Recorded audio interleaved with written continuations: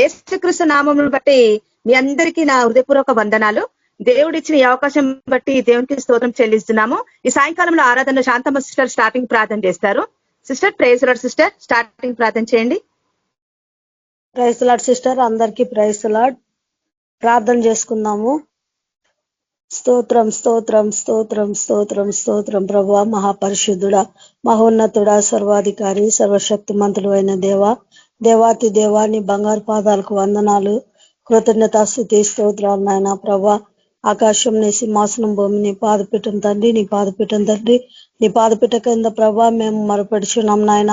మా మధ్యలో మీద దిగండి, నీ ఆత్మను మాపై కుమ్మరించండి ఏసయ్య. ఆశ్చర్యకరుడవు నాయన, అద్భుత కార్యాలు చేయగల దేవుడవు అయా, దేవాతి దేవుడవు, పరిశుద్ధుడవు తండ్రి, శక్తిమంతుడవు ప్రభా. అయా సర్వాధికారివి, సర్వోన్నతుడవు ప్రభా, అత్యత కృపగల దేవుడు యేసయ్య. నీ పాదాలకే వందనాలు, కృతజ్ఞతాస్తుతి స్తోత్రం నాయన. ఈ దినమంతా కూడా ప్రభా నీ కృపల మమ్మల్ని భద్రపరిచి నాయన, మమ్మల్ని కాపాడిన విధానం కొరకే నీకు వందనాలు తండ్రి. ఇదిగో ప్రభా, మేము నీ ప్రియ బిడ్డలందరూ కూడా ప్రభా అయా మేమంతా కూడి ఉండగా ప్రభా మా మధ్యలో మీరు దిగుమని ప్రార్థిస్తున్నా తండ్రి. నీ పరిశుద్ధాత్మ నడిపింపు దయచేయండి. వాక్యం ద్వారా మీరు మాతో మాట్లాడండి తండ్రి. గొప్ప దేవానికి వందనాలైనా వాక్యం చెప్పిన బ్రదర్ను కూడా ప్రభా నీ సిలువ చాటును మరుగుపరుచుకున్నా తండ్రి. అయ్యా తండ్రి, మీరే మాతో మాట్లాడమని ప్రార్థిస్తున్నా. పరిశుద్ధాత్మ దేవానికి వందనాలు. నీ యొక్క ఆత్మ నడిపింపు దయచేయండి తండ్రి. వాక్యానికి నాయన ప్రార్థనకు ప్రతి ఒక్క ఆటంకాలను తొలగించండి, సైతాన్ దురాత్మలని బంధించండి. యేసయ్యా నీకే స్తుతి స్తోత్రాలు నాయన. పాటల ద్వారా మీరు మహిమ పొందండి తండ్రి. ప్రభా జాయిన్ కావాల్సిన ప్రతి ఒక్క సిస్టర్ బ్రదర్స్ కూడా తండ్రి త్వరగా జాయిన్ అవటకు నీకు కృప చూపించండి. ప్రతి ఒక్క ఆటంకాలు కూడా తొలగించండి నాయన. పరిశుద్ధుడ ప్రతి ఒక్క నెట్వర్క్ ప్రాబ్లం కూడా తొలగించండి. ఆశ్చర్యకరుడు అద్భుత కార్యాలు చేయదేవానికే స్తుతి స్తోత్రాలు నాయన. ఎవరు ఎలాంటి ఇబ్బందుల ద్వారా ఎలాంటి కష్టాల్లో ఉన్నారో ప్రభా అయా నువ్వు ప్రతి ఒక్కరిని కూడా నువ్వు దర్శించండి, మాట్లాడండి. పరిశుద్ధుడా నీకే వందనాలు చెల్లిస్తున్నాను ఆయన. అనారోగ్యంతో ఉన్న బిడ్డలందరినీ కూడా మీరు జ్ఞాపకం చేసుకోండి, మంచి ఆరోగ్యం దయచేయండి నాయన. పరిశుద్ధుడా నీకే స్తుతి స్తోత్రాలు. సైతాన్ మంత్రాలన్నీ కాల్చివేయండి. ఓ దేవా నీకే స్తుతి స్తోత్రాలు. అద్భుత కార్యాలు చేయగల దేవుడవు నాయన. పరిశుధాత్మ దేవా నీ చేతికి మమ్మల్ని అప్పచెప్పుకుంటున్నాం ప్రభా. ఈ ఆరాధన అంతటిని ప్రభా నీకు మహిమకరంగా జరిపించమని, ఈ ఆరాధన అంతట్లో మీరుండి నడిపించమని నీ కృపగల హస్తానికి అప్పచెప్పుకుంటూ యేసయ్య పరిశుద్ధ నామం ప్రార్థించి వేడుకుంటున్నాను తండ్రి, amen. Thank you sister. Praise the lord. Thank you sister. Ravi brother మన మధ్యలో పాట పాడతారు. Ravi brother praise the lord. Praise lord sister అందరికి థ్యాంక్ యూ. ప్రైజ్ లార్డ్ అందరికి. పాట పాడి దేవుని నామాన్ని మహిమపరుస్తాం.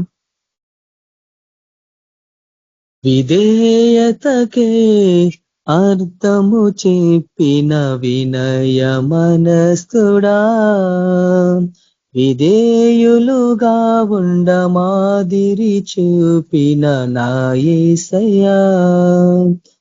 అవిధేయత తొలగించుమయా, నీ దీన మనసు కలిగించుమయా.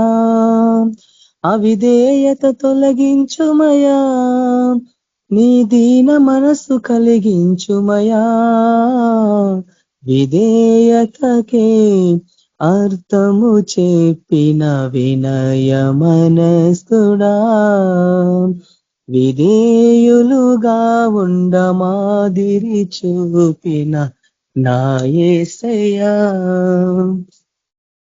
పరిచర్య చేయుటకై ధరణికి వచ్చిన త్యాగమూర్తివి, ప్రతిచర్య జరిగించక పాపిని క్షమించిన ప్రేమ దీప్తివి.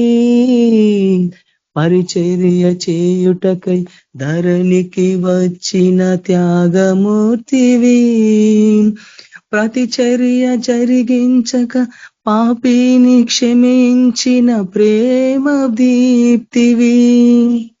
సిలువ మరణము పొందునంతగా నీవే తగ్గించుకుంటివి. సిలువ మరణము పొందునంతగా నీవే తగ్గించుకుంటివి.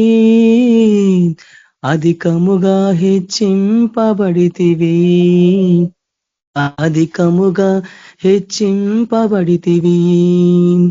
అవిధేయత తొలగించుమయా, నీ దీన మనసు కలిగించుమయా. అవిధేయత తొలగించుమయా, నీ దీన మనసు కలిగించుమయా. విధేయతకే అర్థము చెప్పిన వినయ మనస్కుడా, విధేయులుగా ఉండ మాదిరి చూపిన నా యేసయ్యా. పరిపూర్ణమైన భయభక్తులతో తండ్రికి లోబడితివి, ప్రతి విషయములో పంపిన వాని చిత్తము నెరవేర్చితివి. పరిపూర్ణమైన భయభక్తులతో తండ్రికి లోబడితివి, ప్రతి విషయములో పంపిన వాని చిత్తము నెరవేర్చితివి. శ్రమలు పొంది యాజకుడవని దేవునిచే పిలువబడితివి, శ్రమలు పొంది యాజకుడవని దేవునిచే పిలువబడితివి, రక్షణకు కారకుడవైతివి, రక్షణకు కారకుడవైతివి. అవిధేయత తొలగించుమయా, నీ దీన మనసు కలిగించుమయా. అవిధేయత తొలగించుమయా, నీ దీన మనసు కలిగించుమయా. విధేయతకే అర్థము చెప్పిన వినయ మనస్కుడా, విధేయులుగా ఉండ మాదిరి చూపిన నా Yesayya. Hallelujah. Thank you sister. Praise lord brothers అందరికి. Praise the lord brother. Thank you brother. మన మధ్యలో పరిశుద్ధరావు బ్రదర్ వాక్యంలోకి నడిపిస్తారు. Praise the lord brother. Praise lord అక్క, అందరికీ ప్రైజ్ లార్డ్. మన ప్రభువును రక్షకుడైన యేసుక్రీస్తు వారి ప్రశస్తమైన నామంలో చేరువచ్చిన అందరికీ వందనాలు, శుభములు తెలియజేస్తున్నాను. ప్రార్థన చేసుకొని దేవుని వాక్యాన్ని మనం ధ్యానించుకుంటాం. పరిశుద్ధుడైన తండ్రి, ప్రేమ కనికరము కృప కలిగిన మా దేవ, మీ ఘనమైన అత్యున్నతమైన అతి శ్రేష్టమైన నామను బట్టి మీకు వేలాది వందనాలు, స్తుతులు, స్తోత్రములు, కృతజ్ఞతలు చెల్లిస్తా ఉన్నాం తండ్రి. ఈ ఉదయకాలం నుంచి ఇంతవరకు నువ్వు ప్రభావ మీ కృపలో మమ్మల్ని అందరినీ కాచి కాపాడారు. ఈ సాయంత్రకాల సమయంలో ఈ రీతిగా నాయన మీ సన్నిధిలో నేను మేము చేరు రావడానికి కృప చూపించారు. అందుని బట్టి మీకు వందనాలు, స్తోత్రాలు చెల్లిస్తున్నాం. ఇంతవరకు ప్రభా ఈ యొక్క ఆరాధనలో సహాయపడుతూ వచ్చారు.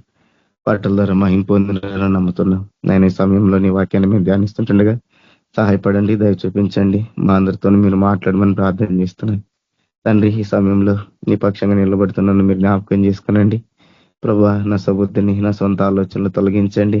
సంపూర్ణంగా నాయన మీ ఆత్మ చేత నింపండి. నా ప్రభా, నా నోటిని మీ బుర్రగా వాడుకొని మీరే మాట్లాడి మీరే మహిమ పొందమని ప్రార్థిస్తున్నా. దయల తండ్రి, నా సమస్త ప్రవర్తన అంతటి ఎందు ప్రభా నీ అధికారానికి ఒప్పుకుంటున్నాను. మీరే కృప చూపించండి, దయ చూపించండి. ఇంకా రావాల్సిన వారు నడిపించి ముందున్న సమయం అంతా కూడా ప్రభా మాకు మేలుకరంగా, దీవెనకరంగా, ఆశీర్వాదకరంగా చేయమని యేసుక్రీస్తు పరిశుద్ధ నామంలో ప్రార్థించి వేడుకుంటున్నాం తండ్రి, ఆమేన్. ఈరోజు వాక్యం కొరకు మనం లూకాసు వార్త 7వ అధ్యాయము 36 నుంచి 39వ వచనం వరకు మనం చదువుకుంటాం. సందర్భం మనందరికి తెలిసిన సందర్భమే అయినా మరొకసారి మనం జ్ఞాపకం చేసుకుంటాం. లూకాసు వార్త 7వ అధ్యాయం 36వ వచనంలో, పరిసయ్యులలో ఒకడు తనతో కూడా భోజనము చేయవలనని ఆయనను అడిగెను. ఆయన పరిసయ్యుని ఇంటికి వెళ్ళి భోజన పంక్తిని కూర్చుండగా ఆ ఊరిలో ఉన్న పాపాత్మురాలైన ఒక స్త్రీ యేసు పరిసయ్యుని ఇంట భోజనమున కూర్చున్నాడని తెలుసుకొని ఒక బుడ్డిలో అత్తరు తీసుకుని వచ్చి వెనుక తట్టు ఆయన పాదముల యొద్ద నిలవబడి ఏడ్చుచు కన్నీళ్లతో ఆయన పాదములను తడిపి తన తల వెంట్రుకలతో తుడిచి ఆయన పాదములను ముద్దు పెట్టుకొని ఆ అత్తరు వాటికి పోసెను. చూడండి, ఈ వచనాల్లో మనం చూస్తా ఉన్నాం. యేసు ప్రభు పరిసయ్యుని ఇంటికి భోజనానికి వెళ్ళారు. అక్కడ ఆయన భోజనం కూర్చున్నప్పుడు ఆ ఊరిలో పాపాత్మురాలైన ఒక స్త్రీ యేసు ప్రభు దగ్గరకు వచ్చింది. ఆమె యేసు ప్రభు దగ్గరకు వచ్చి అదే రీతిగా ఒక బుడ్డిలో అత్తరు తీసుకొని వచ్చి ఆయన పాదాల దగ్గర నిలవబడి ఏడుస్తూ ఆమె కన్నీళ్లతో ఆయన పాదాలని తుడుస్తూ తల వెంట్రుకలతో ఆమె ఆయన పాదాలను తుడుస్తూ చూడండి అత్తరు పోస్తూ ఉంది. చూడండి యేసు ప్రభు దగ్గరికి వచ్చిన వ్యక్తి ఒక పాపాత్మురాలైన ఒక స్త్రీ. చూడండి యేసు ప్రభు దగ్గరికి ఆమె వచ్చింది. ఎలా రాగలిగింది ఆమె? యేసు ప్రభు దగ్గరికి ఒక రోగి వచ్చాడు అని అంటే స్వస్థత కోరి వచ్చిండొచ్చు. యేసు ప్రభు దగ్గరికి ఒక కళ్ళు లేని వ్యక్తి వచ్చాడు అనుకోండి, కళ్ళ కోసం వచ్చిండొచ్చు. వీళ్ళు వచ్చారు అని అంటే మనం అర్థం చేసుకోవచ్చు, వాళ్ళు స్వస్థత కోసం వచ్చారు, వాళ్ళ అవసరం తీర్చుకోవడం కోసం వచ్చారు. కానీ యేసు ప్రభు దగ్గరికి ఒక పాపి ఎలా రాగలుగుతుంది? చూడండి, ఒక వ్యక్తి ఒక దొంగ అయితే ఆ వ్యక్తి పోలీస్ స్టేషన్కి వెళ్ళగలడా? వెళ్ళలేడు. ఎందుకని? ఆ వ్యక్తి పోలీస్ స్టేషన్కి వెళ్తే ఆ వ్యక్తిని పట్టుకుంటారు, ఆ వ్యక్తిని శిక్షిస్తారు, ఆ వ్యక్తిని అక్కడ నిందిస్తారు, అక్కడ అతన్ని గౌరవంగా చూడరు, అక్కడ తనకి అవమానమే ఉంటది, అక్కడ తనకి శిక్షే ఉంటది, అక్కడ తనకి తీర్పే ఉంటది. కాబట్టి ఏ వ్యక్తి ఏ దొంగ కూడా పోలీస్ స్టేషన్కి వెళ్ళడానికి ఇష్టపడ్డరు. కానీ ఇక్కడ పాపాత్మురైన ఒక స్త్రీ పరిశుద్ధుడైన యేసుక్రీస్తు ప్రభు దగ్గరికి వచ్చింది. ఎలా రాగలిగిందామె అని అంటే మనం చూస్తే యేసు ప్రభు యొక్క గుణగణం, యేసు ప్రభు యొక్క ఆ యొక్క ప్రవర్తన, యేసు ప్రభు యొక్క బోధ. చూడండి, ఆమె పరిసయ్యుని ఇంటికి వచ్చింది. ఎవరి కోసం వచ్చింది? యేసు ప్రభు కోసం వచ్చింది. కానీ పరిసయ్యుడి దగ్గరికి రాలేదు. చూడండి, అక్కడ మనం ఎందుకు ఈ విషయాన్ని నేను జ్ఞాపకం చేస్తున్నాను అని అంటే, ఒక పరిసయ్యుడికి యేసు ప్రభుకి ఉండేటువంటి తేడా మనం ఈరోజు చూడబోతున్నాం. అదే 39వ వచనంలో, లూకాసు వార్త 7వ అధ్యాయం 39వ వచనంలో, ఆయనను పిలిచిన పరిసయ్యుడు అది చూచి, ఈయన ప్రవక్త అయిన ఎడల తన్ను ముట్టుకొనిన ఈ స్త్రీ ఎటువంటిదో యవతయో ఎటువంటిదో ఎరిగి ఉండను, ఇది పాపాత్మురాలు అని తనలో తాను అనుకొనెను. అయితే ఎవరైతే యేసు ప్రభువును పిలిచాడో పరిసయ్యుడు, ఆ పరిసయ్యుడు ఈ యొక్క జరుగుతున్నటువంటి సందర్భాన్ని చూస్తా ఉన్నాడు, ఆ యొక్క సన్నివేశాన్ని చూస్తా ఉన్నాడు. ఆ స్త్రీ రావడము, కన్నీళ్లతో పాదాలు కడగడము, తొడవడము, ముద్దు పెట్టుకోవడం, ఇవన్నీ చూస్తున్నప్పుడు ఆ వ్యక్తి ఏమనుకుంటున్నాడు? ఈ వ్యక్తే గనక ప్రవక్త అయి ఉంటే తను ముట్టుకున్న ఈ స్త్రీ ఎటువంటిదో తెలుసుకోలేడా అని. చూడండి, ఈమె పాపాత్మురాలని తనలో తాను అనుకుంటా ఉన్నాడు. అంటే తనలో తాను ఆమెని అవమానపరుస్తున్నాడు, తనలో తాను ఆమెని తీర్పు తీరుస్తున్నాడు, తనలో తాను ఆమెని చూడండి దూషిస్తున్నాడు, హేళన చేస్తున్నాడు, అసహ్యించుకుంటున్నాడు పరిసయ్యుడు. చూడండి, ఈ పరిశుద్ధుడైన యేసుక్రీస్తు ప్రభు ఏమో అసహ్యించుకోలేదు, ప్రభు అయిన యేసుక్రీస్తు ప్రభు ఏమో తీర్పు తీర్చలేదు, ప్రభు అయిన యేసుక్రీస్తు ప్రభు ఏమో అవమానపరచలేదు. కానీ ఇక్కడ ఒక పరిసయ్యుడు ఏం చేస్తున్నాడు? తీర్పు తీరుస్తున్నాడు, అసహ్యించుకుంటున్నాడు, అవమానపరుస్తున్నాడు. చూడండి, యేసు ప్రభు యొక్క మనసుకి పరిసయ్యుడి యొక్క మనసుకి తేడా మనం ఇక్కడే చూస్తున్నాం. యేసు ప్రభు మనస్సు ఎటువంటిది అనంటే, ఆయన ఏ రీతిగా ఉన్నాడు అనంటే, చూడండి, పాపులు సుంకరులు యేసు ప్రభు దగ్గరికి వచ్చారు. పాపులు సుంకరులు యేసు ప్రభు దగ్గరికి వచ్చారు. యేసు ప్రభు దగ్గరకు వచ్చారు, ఆయన్ను ముట్టుకున్నారు, ఆయనతో మాట్లాడారు, ఆయనతో చూడండి సహవాసం చేశారు. కానీ అదే పాపులు పరిసయ్యులతో సహవాసం చేయలేకపోయారు, పరిసయ్యులతో ఉండలేకపోయారు. కాబట్టి మనం ఇక్కడ ఏం చూస్తున్నాము అని అంటే, చూడండి, యేసుక్రీస్తు ప్రభు యొక్క మనస్సు, యేసుక్రీస్తు ప్రభు యొక్క ప్రవర్తన ఏ రీతిగా ఉందో మనం చూస్తా ఉన్నాం.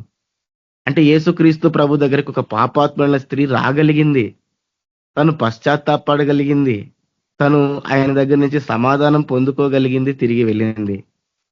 కాబట్టి నేను ఇక్కడ ఏం చెబుతున్నాను అంటే, మనం ఇక్కడ చూడాల్సిన విషయం ఏంటిది అని అంటే, మనం కూడా యేసు ప్రభు అంటే మనస్తత్వము కలిగిన వారంగా ఉండాలా. ఎలా ఆమె యేసు ప్రభు దగ్గరికి రాగలిగింది? ఎందుకనంటే మనుషుల దగ్గర ఆమె అవమానం చూసింది, మనుషుల దగ్గర ఆమె హేళనం చూసింది, అసహ్యాన్ని చూసింది, తీర్పును చూసింది. కానీ యేసు ప్రభు దగ్గర ఆమె చూడలే. యేసు ప్రభు దగ్గర చూడండి, ఆమెకి తిరస్కారం కనిపిలే. యేసు ప్రభు తిరస్కరించేటువంటి స్వభావం కలిగిన కాదు. ఆమెకి యేసు ప్రభు దగ్గర కృప కనిపించింది. ఆమెకు అవమానం యేసు ప్రభు దగ్గర అనిపించలే, ఆమెకు ప్రేమగా అనిపించింది. అందుకే ఆమె ధైర్యంగా యేసు ప్రభు దగ్గరికి రాగలిగింది. కాబట్టి మనము కూడా యేసుక్రీస్తు ప్రభు వంటి మనస్సును మనం కూడా కలిగి ఉండాలా. యేసు ప్రభు ఎటువంటి మనస్సునైతే కలిగి ఉన్నాడో అటువంటి మనస్సు మనకి ఉండాలా. అటువంటి మనసు మనకు లేదనుకోండి, ప్రజలు మన దగ్గరికి రాలేరు. నేను ఎందుకు ఈ వాక్యాన్ని మీకు ప్రాముఖ్యంగా చెప్తున్నాను అనంటే, యేసుక్రీస్తు ప్రభు వారు చూడండి, ఎప్పుడైనా ఎవరినైనా ఆయన యొక్క విధానం ఏ రీతిగా ఉంటుంది అనంటే, మొదట ఆయన చూడండి, వారు ఉన్నటువంటి బంధకాలని యేసుక్రీస్తు ప్రభు వారు ముందు విడిపిస్తాడు. మనం ఉదాహరణకి చెప్తే చూసుకుంటే, వ్యభిచారం చేస్తూ పట్టబడిన స్త్రీ వ్యభిచారం చేస్తూ పట్టబడింది, యేసుక్రీస్తు ప్రభు దగ్గర తీసుకురాబడింది. అయితే అక్కడ యేసుక్రీస్తు ప్రభు వారు మొదట చేసిన పని ఏంటిది అనంటే, ఆయన ఆ యొక్క ఆమెకు రావలసిన శిక్ష నుంచి మొదట తప్పించాడు.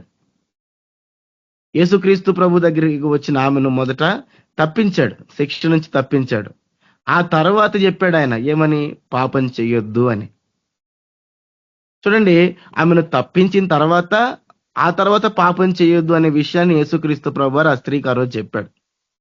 చూడండి, మనం కూడా చేయాల్సిన విషయం ఏంటిది అనంటే, అనేక సార్లు చాలా మంది మన దగ్గరకు వచ్చినప్పుడు ఈ లోకంలో మనుషుల విధానం ఎలా ఉంటది అనంటే, మనుషులు బాధల్లో ఉన్నప్పుడు, లేదంటే శ్రమల్లో ఉన్నప్పుడు, ఇబ్బందుల్లో ఉన్నప్పుడు మనుషుల యొక్క విధానం ఎలా ఉంటది అనంటే, జడ్జి చేస్తారు, నిందిస్తారు, లేదంటే దూషిస్తారు, లేదంటే అది చేయు, ఇది చేయు, ఇది చేయు, అది చేయు అని ఏదేదో చెబుతా ఉంటారు.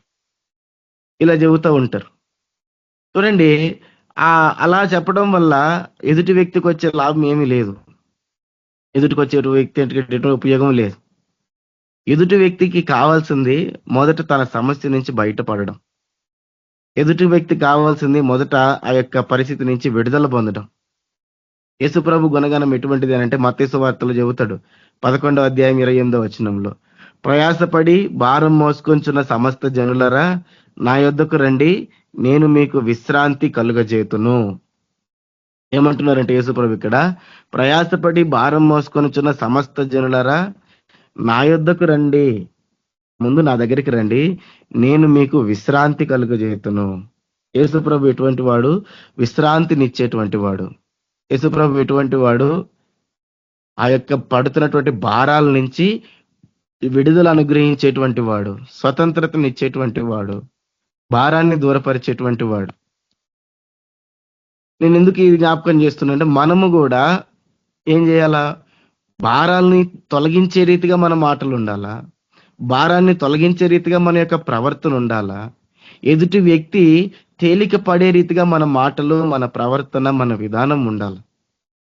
అటువంటి విధానం మనలో లేదనుకోండి, చూడండి, ఎదుటి వ్యక్తులు ఎవరు మన దగ్గరికి రారు. ఈ యొక్క యేసు ప్రభువులో ఉన్న ఈ గుణగణము మనం కూడా కలిగి ఉండాల.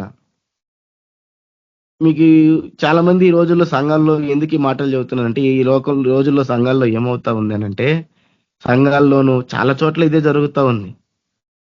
మందిరానికి వస్తారు చాలా మంది విశ్వాసులు, అందులో బలమైన వాళ్ళు ఉండరు.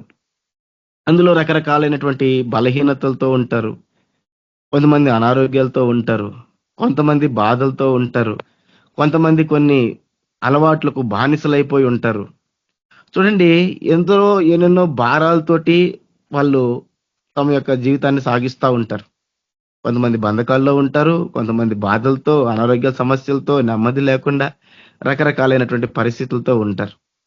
అయితే ఏం జరుగుతూ ఉందనంటే, ఈ రోజుల్లో ఒక వ్యక్తి తన యొక్క భారాన్ని చెప్పుకోవడం కూడా కష్టమయ్యేటువంటి పరిస్థితులు నేడు సంఘాల్లో ఉన్నాయి.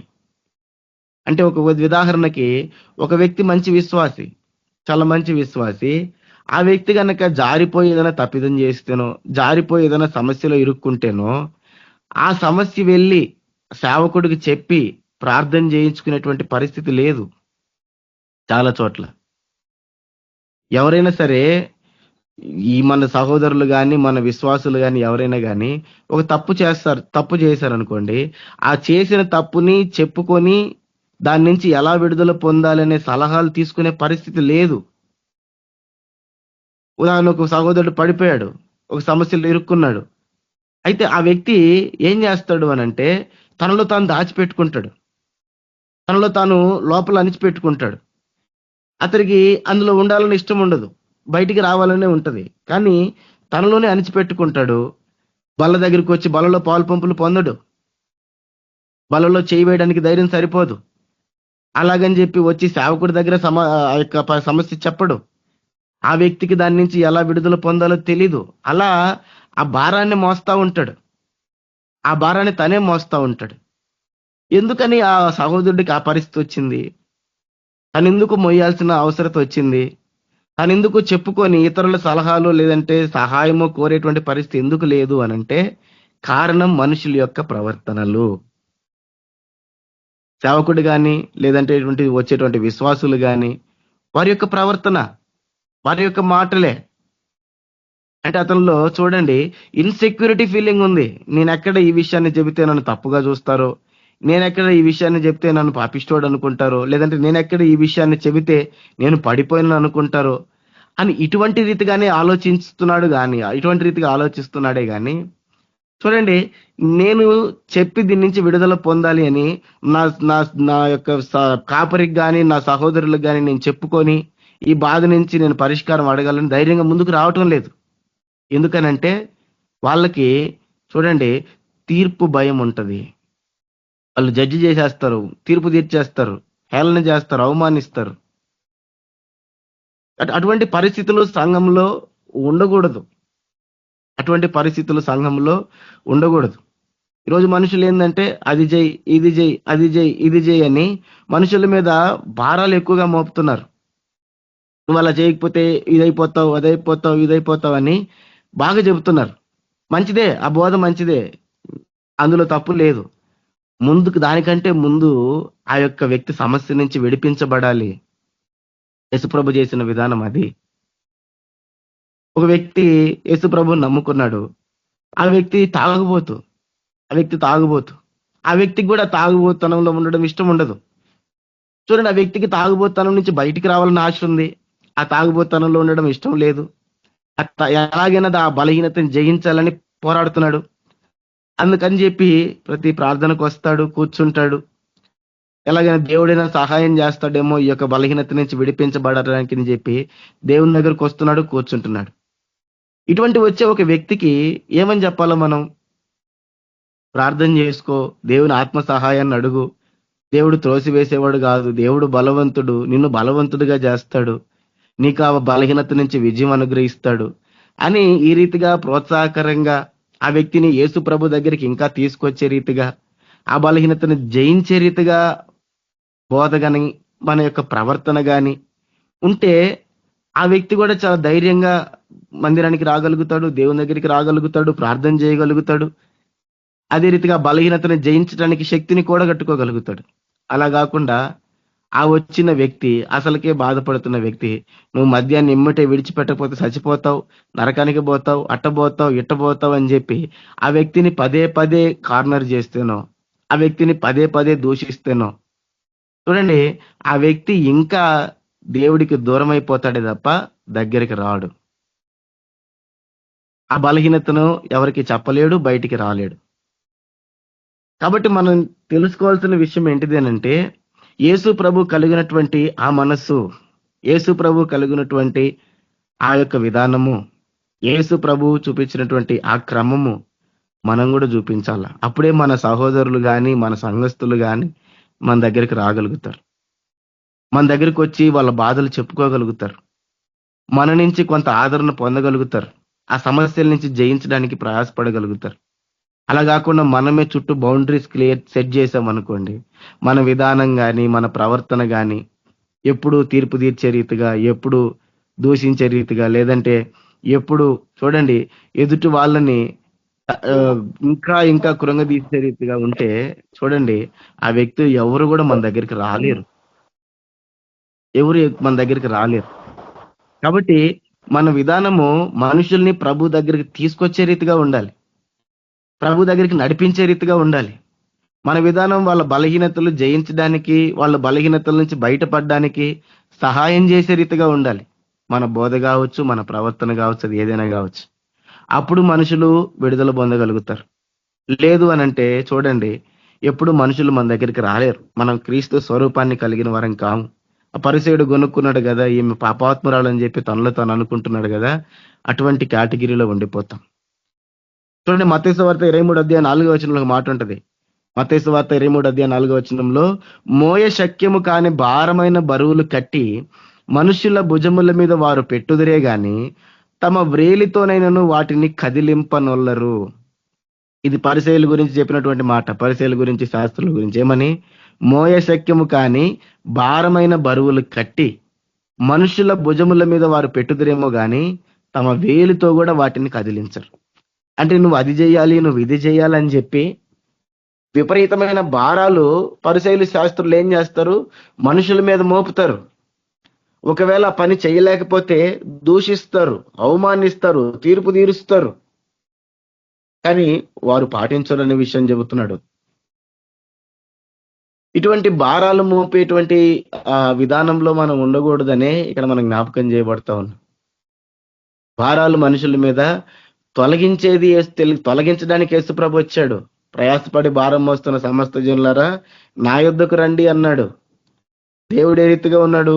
ప్రేమ స్వరూపిగా ఉన్నాడు. ఆయన ప్రేమకు స్వరూపం. ప్రేమ అనే దానికి ఒక రూపం ఉంటే ఆయన యేసు ప్రభు.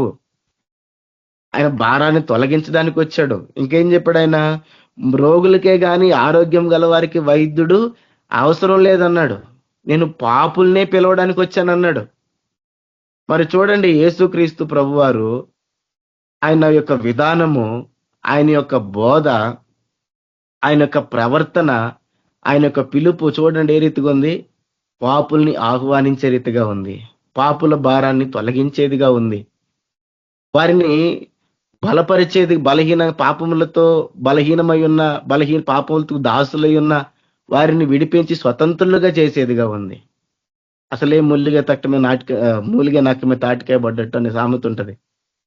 వాళ్ళు అసలే దాంట్లో బలహీనతలో పడి ఇంకా ఆయన వాళ్ళని దాంట్లో కూర్చివేయడానికో, లేదంటే అందులో ఇంకా వాళ్ళని భారాలు మోపి ఇది చేయడానికో, లేదంటే వాళ్ళని ఇంకా భారంతో నాశనం చేయడానికో రాలేదు యేసుప్రభు.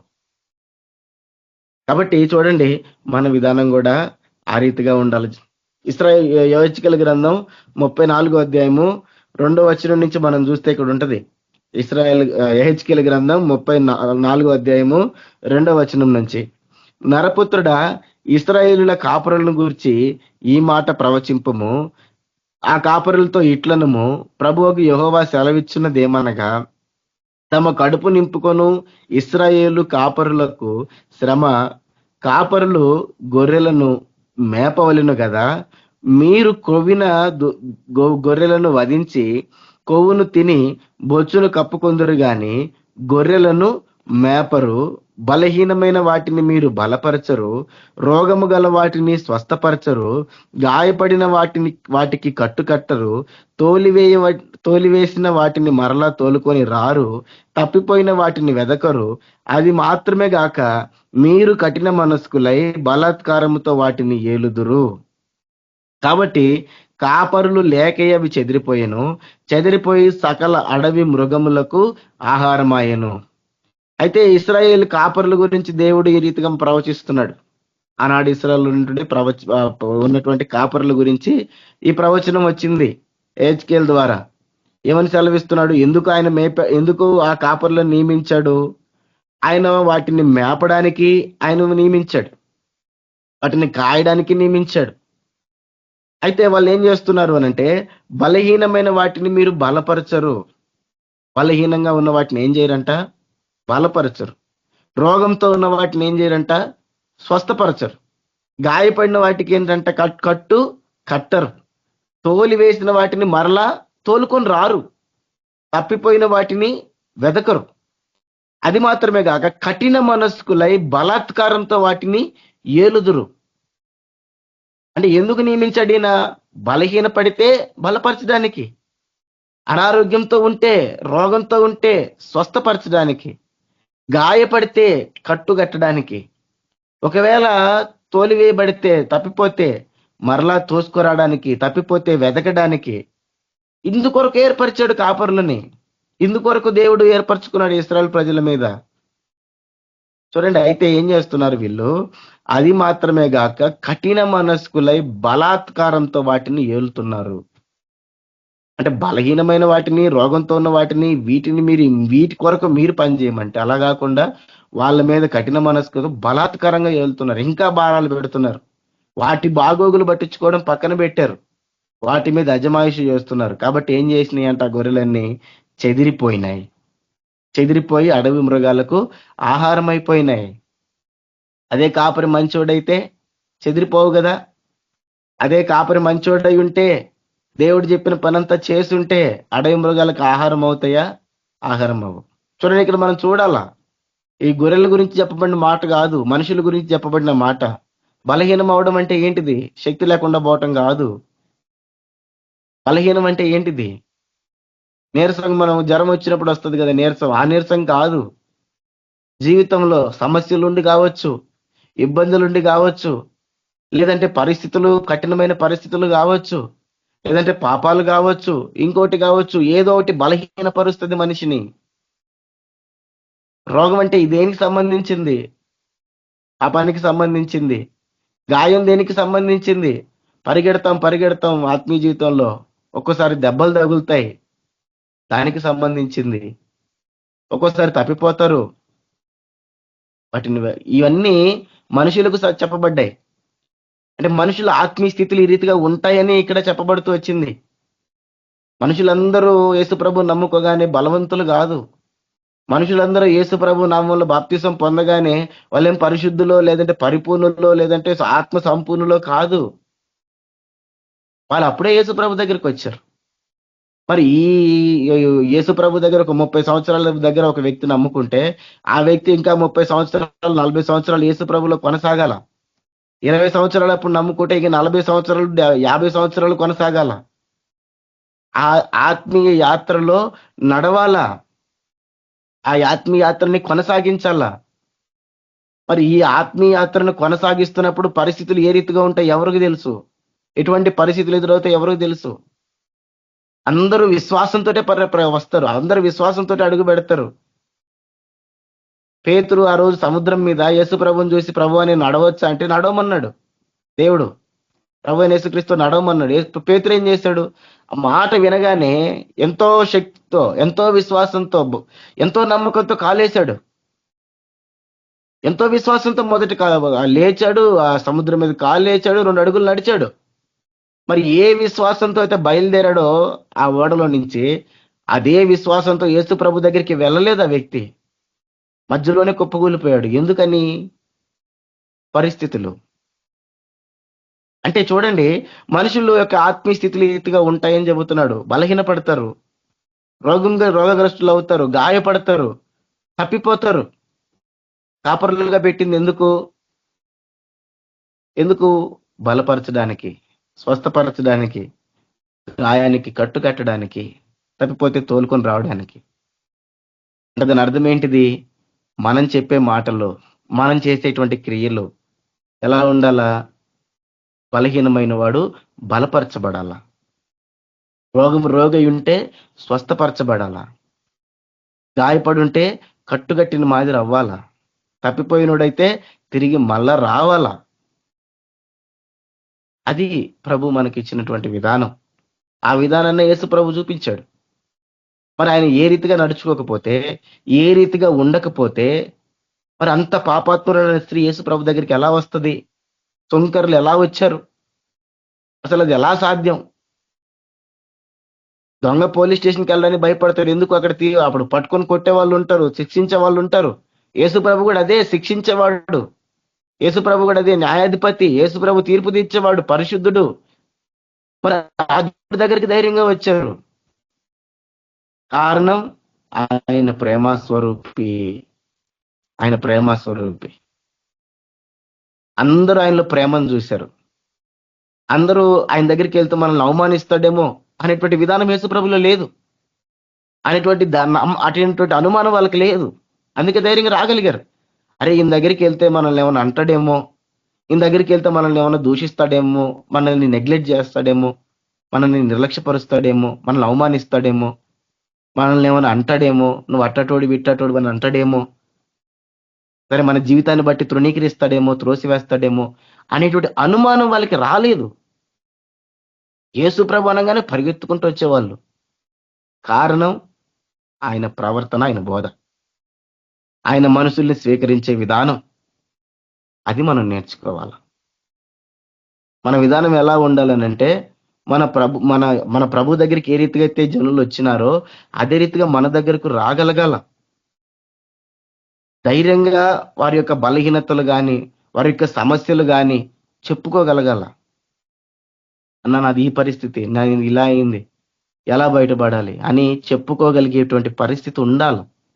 అంతేగాని చెప్పుకుంటే ఏమంటారో, చెప్పుకుంటే ఏమైపోతారో, ఏమనుకుంటారో అనేటువంటి ఆలోచన రాకూడదు. అలా వచ్చినామంటే ఫెయిల్యూర్, మనం ఫెయిల్ అయిపోయినట్టే, మన బోధ ఫెయిల్ అయినట్టే. ఎందుకని? యేసుప్రభు దగ్గర ఆ విధానం లేదు. మరి ఆ విధానం మన దగ్గరికి ఎందుకు వచ్చింది? ఎవరి దాకా ఎందుకు? నేడి మనం వాక్యం వింటున్న మనలో, లేదంటే ఈ లోకంలో ఉన్న క్రైస్తవుల్లో ఎందరిలో బలహీనతలు లేవు? ఎంతో మందిలో బలహీనతలు ఉన్నాయి, అవిధేయతలు ఉన్నాయి. స్టిల్ మనం యేసుప్రభుని వదిలిపెట్టగలిగినామా? మనం యేసుప్రభు దగ్గరికి వెళ్ళగలుగుతున్నాం కదా, ప్రార్థన చేయగలుగుతున్నాం కదా, ప్రభు నన్ను క్షమించు ప్రభు అని అడగగలుగుతున్నాం కదా. కారణం ఏంటిది? ఆయన మనసు అది. ఆయన దగ్గరికి వెళ్తే త్రోసేయడు, ఆయన దగ్గరికి వెళ్తే తృణీకరించడు, ఆయన దగ్గరికి వెళ్తే దూషించడు, అవమానపరచడు, నిర్లక్ష్య పెట్టడు, వింటాడు, సహాయం చేస్తాడు. అది ఆయన గుణగణం. కాబట్టి మనం వెళ్తాం. మరి అదే గుణగణం మనలో ఎందుకు లేదు? అదే గుణగణం మనలో ఎందుకు ఉండడం లేదు? అదే గుణగణం మనలో ఉండాలని ప్రభు మనకు జ్ఞాపకం చేస్తున్నాడు. చూడండి, మనం నీకు చిన్న ఉదాహరణ చెబుతాను మీ అందరికి అర్థం కావడానికి. ఓ పిల్లోడికో లేదంటే ఒక చిన్న పిల్లలకో చూడండి, నేను చాలా మంది చెప్పడం విన్నాను, నేను కూడా కొంతకాలం అలాగే చేస్తూ వచ్చినాను. ఎలాగంటే యేసు ప్రభు లాగా ఎవరు పరిచయం చేయడం లేదు. చిన్నపిల్లలకి సండే స్కూల్లో చెప్పడం నేను విన్నాను, నేను కూడా కొంతకాలం అలాగనే చేస్తూ వచ్చినాను. ఏంటిదనంటే, నువ్వు అబద్ధాలు ఆడకూడదు, యేసు ప్రభు నీ నాలుగు కోసేస్తాడు, నీ నాలుగు లేకుండా చేస్తాడు, నీ యేసు ప్రభు అట్లా చేస్తాడు, నేను తీసుకెళ్లి నరకంలో వేసేస్తాడు, అది ఇది అని చెప్పి యేసు ప్రభుని ఏదో పెద్ద శాడిస్ట్ లాగా, యేసు ప్రభు ఏదో భయంకర ఇదిగా మనం చెబుతున్నాం. అయితే మంచిదే, ఈ విషయం ఏ రీతిగా అయితే మనం చెబుతున్నాం, యేసు ప్రభు అబద్ధాలు చెప్తూ ఒప్పుకోడు, ఇది మంచిదే. కానీ వాళ్ళ మైండ్లోకి ఎలా పోద్దంటే, అది రేపేదన్నా తప్పు చేశారనుకోండి, రేపేదన్నా అబద్ధం ఆడారు, అయితే వాళ్ళు యేసు ప్రభు దగ్గర రావడానికి భయపడతారు, రారు. నేను యేసు ప్రభు దగ్గరికి వెళ్ళి నువ్వు అబద్ధాలు చెప్తే ఆ యేసు ప్రభు తీసుకుని నరకంలో వేసేస్తాడు, నీకు అది చేస్తాడు, నీకు ఇది చేస్తాడు అని మనం చెప్పామనుకోండి, ఏమవుతుంది? వింటారు. వాళ్ళు అబద్ధాలు ఆడకుండా ఉండరు, ఏదైనా తప్పు చేయకుండా ఉండరు, ఏదో తప్పు చేస్తారు, ఏదో ఒక అబద్ధం ఆడతారు. అయితే చూడండి, ఇప్పుడు ఏమవుతుంది? ఈ తప్పు చేసినప్పుడు లేదంటే అబద్ధం చెప్పినప్పుడు యేసు ప్రభు దగ్గరికి రారు, ఇంకా దూరం అయిపోతారు. కానీ అది కాదు మనం చెప్పాల్సింది. యేసు ప్రభు దగ్గరికి వస్తే సహాయం చేస్తాడు, యేసు ప్రభు దగ్గరికి వస్తే మనల్ని క్షమిస్తాడు, యేసు ప్రభు దగ్గరికి వస్తే మనం తప్పు చేయకుండా మనకు సహాయపడతాడు, యేసు ప్రభు ప్రేమిస్తాడు, యేసు ప్రభు సరైన మార్గంలోకి నడిపిస్తాడు అని చెప్పామనుకోండి, అవి మైండ్లో ఉండిపోతాయి. రేపు తప్పు చేశారనుకో, యేసు ప్రభు తప్పు అయిపోయిందయ్యా, క్షమించయ్యా, ఇంకోసారి నేను చేయనని చెప్పి ప్రార్థన ధైర్యంగా చేయగలుగుతారు. ఈరోజు నేను చాలా చోట్ల చూస్తుంది ఏంటిది అంటే, బల్ల తీసుకోవడానికి భయపడతారు. ఎందుకు భయపడుతున్నారు బల్ల తీసుకోవడానికి? ఎందుకు వస్తున్నారు అసలు బల్ల దగ్గరికి? ఎందుకు వస్తున్నారు? పరీక్షించుకోవడానికి. అవిధేయత కనపడితే ఏం చేయాలా? ప్రభువా, అవిధేయుడిని అయిపోయినాను ప్రభువా, నన్ను క్షమించు ప్రభువా, నా యొక్క అవిధేయతను క్షమించి ఈ అవిధేయత నుంచి నన్ను విడిపించు ప్రభువా, ఇక నుంచి నేను ఈ అవిధేయత కొనసాగించనని చెప్పి తీర్మానం కోసం, ఆ ప్రభు దగ్గరికి రావడం కోసం, నువ్వు నా కోసం చనిపోయినావు, నేను ఈ రీతిగా ఉన్నాను, నన్ను క్షమించు ప్రభు అని వీళ్ళు తీసుకోవడానికి భయపడుతున్నారు అని అంటే దాని అర్థం ఏంటిది? దాని అర్థం ఏంటిది? ఇంకా పాపంలో ఉండడానికి ఇష్టపడుతున్నారు, యేసు ప్రభు దగ్గరికి రావడానికి ఇష్టపడటం లేదు. అక్కడికి వెళ్తూ ఏమో, అది కూడా దానికి కారణం ఏంటిది? ఏమో జరిగిపోతుంది, ఏదో అయిపోతుంది. మనం నెగిటివిటీనే ఎక్కువగా ఫోకస్ చేస్తున్నాం తప్ప, ఏదైతే దాని ముందు పాజిటివిటీ ఉందో, మంచిదే. శిక్ష గురించి చెప్పడం మంచిదే, శిక్ష గురించి చెప్పకూడదు అని నేను చెప్పట్లేదు. శిక్ష గురించి చెప్పడానికంటే ముందు ఆ యొక్క బలహీనత నుంచి మనం బయటికి లాక్కు రావాలి. ఆ బలహీనత నుంచి బయటకు వచ్చిన తర్వాత శిక్ష గురించి చెప్పాలి. అర్థమైపోతుంది. యేసుప్రభు ఆమె శిక్ష వచ్చేసి ఎదురుగా వచ్చి నిలబడింది వ్యభిచార పట్టబడిన స్త్రీ. ఆమెను విడిపించాడు యేసుప్రభు ఫస్ట్. తర్వాత ఇక వెళ్ళి పాపము చెయ్యొద్దు అన్నాడు. అది ప్రభు యొక్క క్రమం. కాబట్టి చూడండి, మనం బలహీనమైన వాటిని బలపరచడానికి ఉన్నాం. మనల్ని పెట్టింది ప్రభు అని యేసుక్రీస్తు వారు. అందుకే బలహీనమైన వాటిని బలపరచడానికి, రోగంతో ఉన్న వాటిని స్వస్థపరచడానికి, గాయం పడిన వాటికి కట్టుగట్టడానికి, తోలివేయబడిన వాటిని మరలా తీసుకురావడానికి, తప్పిపోయిన వాటిని వెదకడానికి. ఈ పని మనం చేయలేదనుకో, బలహీనంగా ఉన్న వాళ్ళని ఇంకా బలహీనపరిస్తేనో, గాయంతో ఉన్న వారిని నిర్లక్ష్య పెడితేనో, తప్పిపోయిన వాటిని పట్టించుకోకపోతేనో ఏమవుతుంది? ఏం చెప్పాడు కింద? చెదిరిపోతాయి. చెదిరిపోయి ఏమవుతాయి? అడవి మృగాలకు ఆహారం అవుతాయి. దాని అర్థం సైతానికి దొరికిపోతాయి. సైతానికి దొరికిపోతారు, బంధకాల్లో చిక్కుకుపోతారు, పాపాల్లో ఇరుక్కుపోతారు, అట్లనే నశించిపోతారు.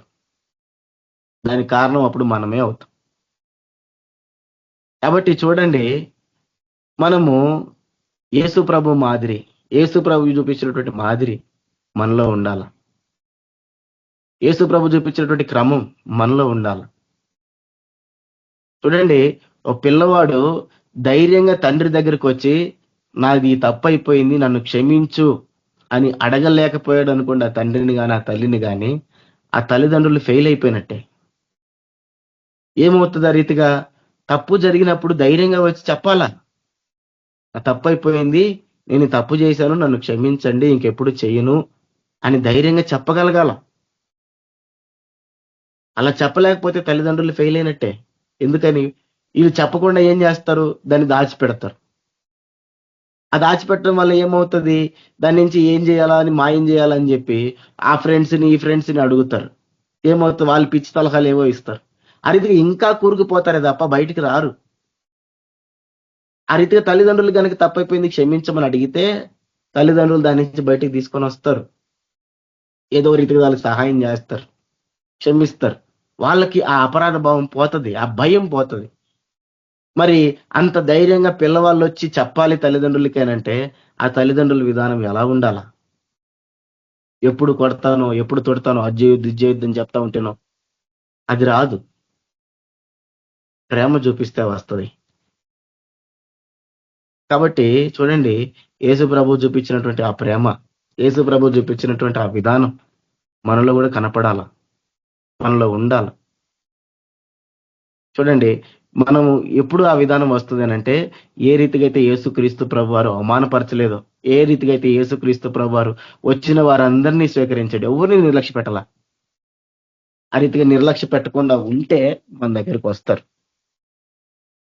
చూడండి, కొరింథీయులకు రాసిన 2వ పత్రిక 1వ అధ్యాయము 8, 9, 10 వచనాలను చదివితే పౌలు భక్తుడు చూడండి, కొరింథీయులకు రాసిన 2వ పత్రిక 1వ అధ్యాయం 8, 9, 10 వచనాలలో, సహోదరులారా, ఆసియాలో మాకు తటస్థించిన శ్రమను గురించి మీకు తెలియకుండా మాకు ఇష్టం లేదు.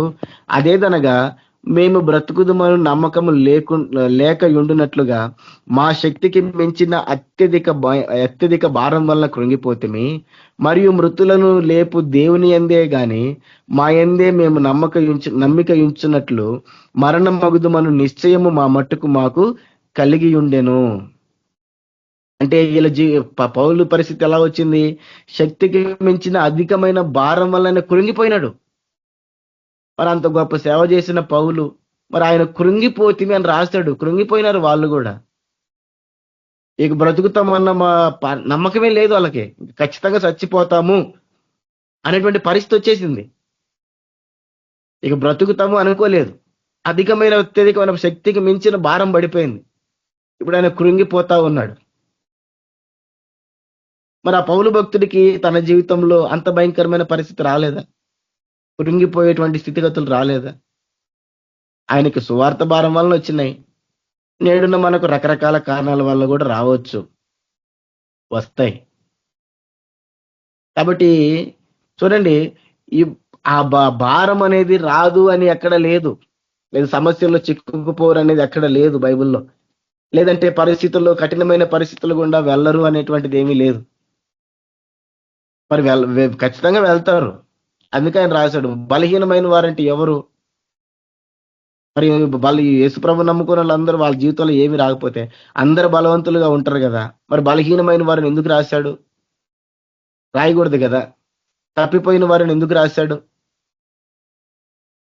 ఉండొచ్చు, మనుషులు రకరకాలుగా ఉండొచ్చు, వాళ్ళ పరిస్థితులు రకరకాలుగా ఉండొచ్చు, వాళ్ళ పరిస్థితులు చాలా భయంకరంగా ఉండొచ్చు, కఠినమైన పరిస్థితులు గుండా వెళ్తుండొచ్చు. మనకు తెలీదు ఒక్కొక్కరి జీవితంలో ఎంత భయంకరమైన కఠినమైన పరిస్థితులు ఉంటాయో. వాళ్ళ జీవితంలోనికి వెళ్ళి తొంగి చూస్తే గాని తెలీదు.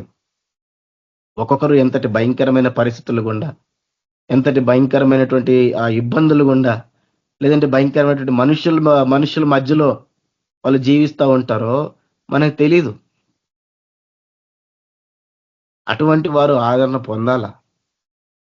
కృంగిపోతుంటారు, ఏడుస్తుంటారు, దుఃఖపడుతుంటారు, దేవుని వైపు ఆశగా చూస్తూ ఉంటారు. ఎట్టగో మనుషుల ద్వారా సహాయం దొరకదని దేవుడి ద్వారా ఆశగా చూస్తుంటారు, దేవుడి వైపు ఎంతో ఎదురు చూస్తూ ఉంటారు. అటువంటి వ్యక్తులకు ఏం చేయాలా? వారి సమస్యల్లో, వారి పరిస్థితుల్లో నూతన బలం పొందుకొని ముందుకు అడుగేసే రీతిగా మన పరిస్థితులు ఉండాలా, మన ప్రవర్తన ఉండాలా, మన బోధ ఉండాలా. దేవుడి వైపు చూస్తే అంటే ఆకాశం నుంచి దేవుడు ఇప్పుడు మాట్లాడు కదా మనతోటి, వాక్యం ద్వారానే మాట్లాడతాడు, ఆయన బిడ్డల ద్వారానే మాట్లాడతాడు. కాబట్టి ఎప్పుడైతే ఇది నాకు దేవుని స్వరం దేవుని ద్వారా కలిగింది, ఈ స్వరం దేవుడు నాకు ఈ రోజు మాట్లాడినాడు అనే ఫీలింగ్ వాళ్ళకి వస్తుందో ఎంతో శక్తి వాళ్ళకి వస్తుంది. అదే పరిస్థితుల్లో వాళ్ళు పోరాడగలుగుతారు, ముందుకు వెళ్ళగలుగుతారు. కాబట్టి చూడండి, అదే కొరింథీయులకు రాసిన 2వ పత్రిక 2వ అధ్యాయము 5-8 వచనాల వరకు మనం చూస్తే మనం పాటించాల్సిన విషయాన్ని, మనం చేయాల్సిన విషయాన్ని పౌలు భక్తుడు ఇక్కడ జ్ఞాపకం చేస్తున్నాడు. కొరింథీయులకు రాసిన 2వ పత్రిక 2వ అధ్యాయము 5-8 వచనాల వరకు, ఎవడైనాను దుఃఖము కలుగజేసి ఉండిన ఎడల నాకు మాత్రం కాదు, కొంత మట్టుకు మీకు అందరికీ దుఃఖం కలుగజేసి ఉన్నాడు. నేను విశేష భారము వాని మీద మోపగోరక ఈ మాట చెప్పుచున్నాను.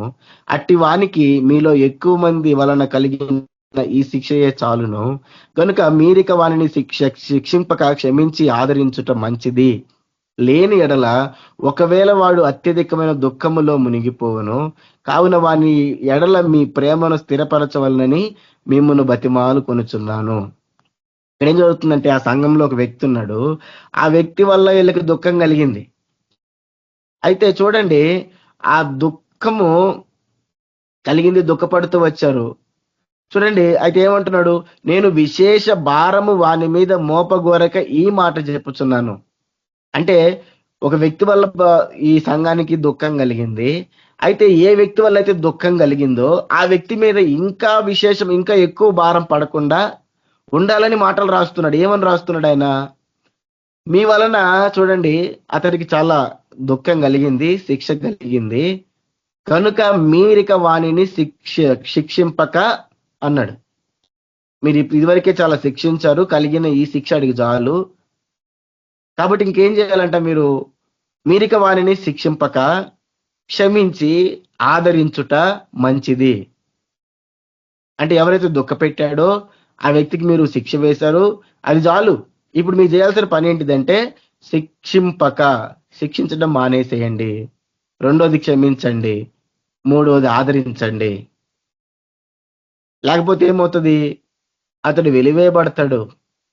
అతడు ఇంకా వాళ్ళు లేని ఎడల ఒకవేళ వాడు అత్యధికమైన దుఃఖములో మునిగిపోవును. ఒకవేళ మీరు గనక చేర్చుకోకపోతే, మీరు గనక దగ్గరికి తీసుకోకపోతే, మీరు గనక ఆదరించకపోతే, తప్పు చేశాడు కానీ తిరిగి మరలా కలుపుకోకపోతే ఏమవుతాడు, ఇంకా దుఃఖంలో మునిగిపోతాడు, అతడి మీద భారం ఎక్కువ పడుతుంది, తప్పిపోతాడు. కాబట్టి ఏం చేయమంటున్నాడు, కావున వాని ఎడల మీ ప్రేమను స్థిరపరచవాలని మిమ్మల్ని బతిమాలుకొనుచున్నాను. ఇది ప్రభు అయిన యేసు ఆ రోజు పౌలు భక్తుల సంఘానికి జ్ఞాపకం చేసింది. ఇబ్బంది పెట్టాడు, అయితే ఏమంటున్నాడు, శిక్షించకండి, క్షమించండి, ఆదరించండి అని చెబుతున్నాడు. అంటే ఆ వ్యక్తి పాపం చేశాడు, తప్పు చేశాడు, సంఘాన్ని ఇబ్బంది పెట్టాడు, అయితే తిరిగి చేర్చుకోమని చెప్తున్నాడు ఆయన. అది లేకపోతే ఏమవుతుందని చెప్పాడు, వాడు అత్యధికమైన దుఃఖంలో మునిగిపోవును. అంటే సరైన రీతిలో అతనికి స్పందించకపోతే, క్రీస్తు ప్రభు మాదిరి కనపడకపోతే ఏమవుద్దంటే, చేసిన తప్పుకు అదే శిక్ష అదే గనక విధానం చూపిస్తే అతడు ఇంకా దుఃఖంలో మునిగిపోతాడు. అంటే నేనేం చెప్తున్నాను అనంటే, చూడండి చాలా మంది ఇటువంటి పరిస్థితులు గుండా వెళ్తా ఉంటారు. తప్పు చేసి, లేదంటే ఇబ్బందులు పడుతూ, లేదంటే బలహీన పడుతూ, రకరకాల సమస్యల్లో గుండా వెళ్తూ చూడండి బలహీనంగా ఉంటారు. అటువంటి వ్యక్తిని ఆదరించటం మంచిదని చెబుతున్నాడు. లేదనుకోండి, నువ్వు అలా జైళ్ళకి ఇలా అయిపోయినావు, ఇది అయిపోయింది, అదైపోయింది, అట్టయిపోయింది, ఎట్టయిపోయింది, నువ్వు ఇది చేయి, అది చేయి అని చెప్పి ఇంకా భారం మోపితే అతడేమి ఇంకా అత్యధికమైన దుఃఖంలో మునిగిపోతాడు అని చెబుతున్నాడు. కాబట్టి చూడండి, మన విధానం ఏ రీతిగా ఉండాలంటే తిరిగి లేపాలి అనే విషయాన్ని చెబుతున్నాడు పౌలు భక్తుడు ఇక్కడ కూడా. రావని ఎక్కడ లేదు. పౌలు భక్తుడే నేను చచ్చిపోతాను అనేటువంటి పరిస్థితుల్లోకి వెళ్ళిపోయినాడు, కృంగిపోయినాడు. ఇక కృంగిపోయినాను అని చెప్పి కృంగిపోతేమని రాస్తూ వచ్చాడు. మరి ఈ లోకంలో జీవిస్తున్న మనకు అటువంటి పరిస్థితులు ఎందుకు రావు? వస్తాయి. కాబట్టి చూడండి, యాకోబు రాసిన చివరి మాటని చెప్పి ముగిచ్చేస్తాను. యాకోబు రాసిన పత్రిక 5వ అధ్యాయం 19-20 వచనాలలో, యాకోబు రాసిన పత్రిక 5వ అధ్యాయం 19-20 వచనాలలో, నా సహోదరులారా, మీలో ఎవడైనను సత్యము నుండి తొలగిపోయినప్పుడు మరి ఒకడి అతనిని సత్యమునకు మళ్లించిన ఎడల, పాపిని వాని తప్పు మార్గము నుండి మళ్లించువాడు మరణము నుండి ఒక ఆత్మను రక్షించి అనేక పాపములను కప్పివేయునని తాను తెలుసుకొనవలెను. ఏం చెబుతున్నాడు? మీరు ఎవడైనా కూడా సత్యం నుంచి తొలగిపోతే, సత్యం అంటే యేసుప్రభు నుంచి తొలగిపోతే, వేరొకరు అతన్ని గనక సత్యంలోనికి మళ్లిస్తే, వాడి తప్పుడు మార్గంలో నుంచి గనక మళ్లిస్తే, మరణం నుండి అతన్ని ఆత్మని రక్షించడమే కాదు, అనేక పాపాలని కప్పివేస్తున్నాడని తెలుసుకోవాలి.